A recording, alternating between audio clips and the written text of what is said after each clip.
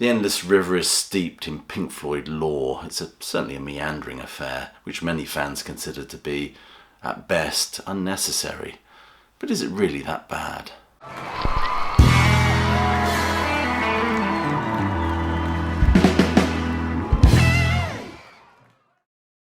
Pink Floyd's The Endless River can be described as stately, grandiose and searching.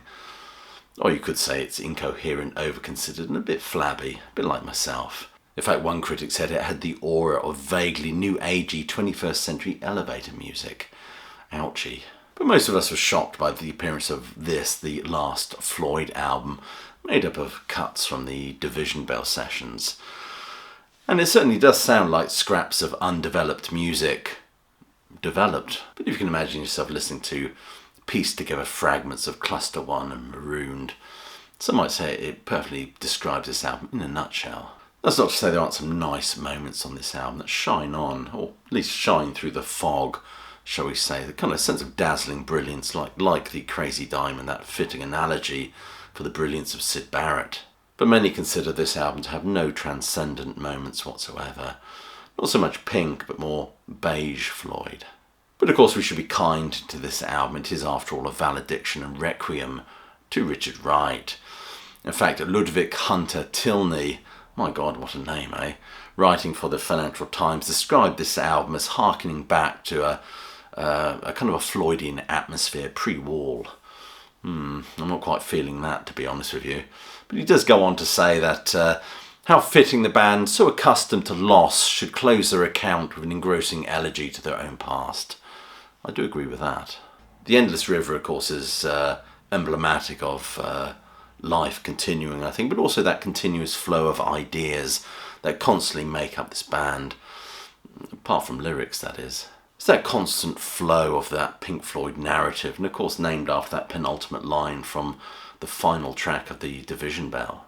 And Richard Wright, whose keyboards are very much part of the binding majesty of the Pink Floyd sound, is very much at the musical heart of this band. And this album is a very English tribute, really. It feels like a warm but slightly awkward hug. Then it ends with that dreadful number, Lost for Words, I think it is called. I can't remember it now.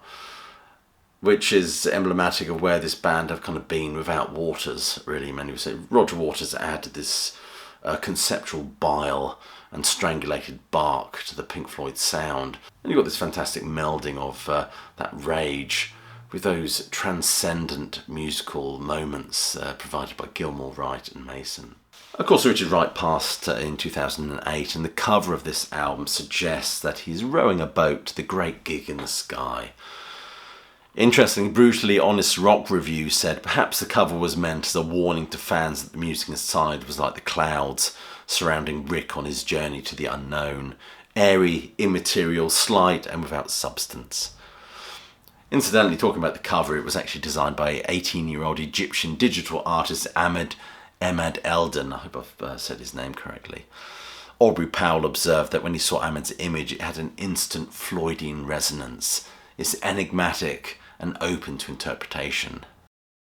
Gilmour said of Richard Wright that no one can replace him. He was my musical partner, my friend. In the welter of arguments about who was or who is Pink Floyd, Rick's enormous input was frequently forgotten. And he's absolutely correct, of course. Richard Wright tended to be, I think, overshadowed, by the dominant personalities in this band.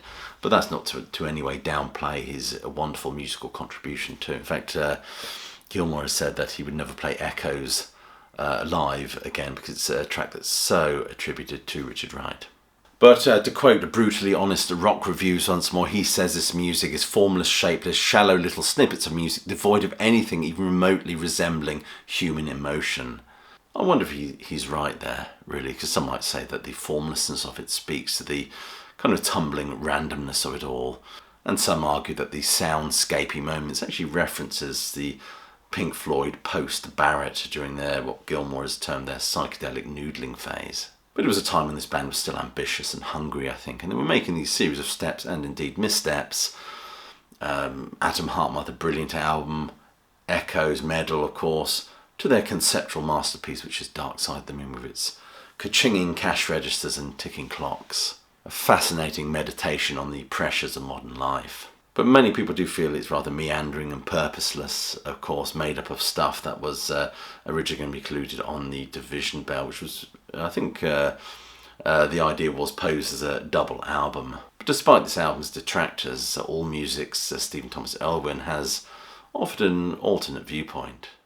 It is one of the most popular bands of the 20th century, returning to the slowly pulsating aural waves that characterised their biggest albums. The very shift away from vocals realigns the band with not only Wish You Were Here, which this often resembles, but their pre-Dark Side of the Moon records for Harvest, undercutting the arena-pleasing aspirations of the Gilmour-led reunion, while underscoring how Pink Floyd always were an arty band at their core.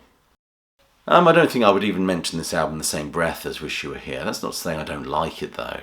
Gilmour said that the time was right to revisit these offcuts and do something with them. Nick Mason has weighed in, saying the record is a good way of recognising a lot of what Rick does and how his playing was at the heart of the Pink Floyd sound. But as much as I enjoy Steve Erlewine's prose, to hold this album up with their classic 70s output is a bit of a stretch.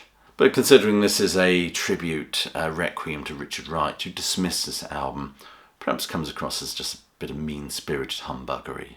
Snippets of the music were made available prior to its release, demonstrating in miniature the album's overall musical milieu, that referencing of the Division Bell and the platforming of Rick's contributions. Current Floyd, as I've said, have lost the sneer and spleen of Waters' conceptual vision, and it doesn't sit comfortably with many, I think. It's almost as if its reputation, perhaps like that huge inflatable porker that escaped from its mooring, has well and truly been shot down. That's not to say Polly Sampson isn't a fine writer. I like some of the lyrics on the Division Bell. I really like the Division Bell, to be honest with you. But the song Louder Than Words, I think it's supposed to be emblematic of the music itself, is more voluble than all the petty bickering that's gone on. Almost as if the music is able to say the unsayable.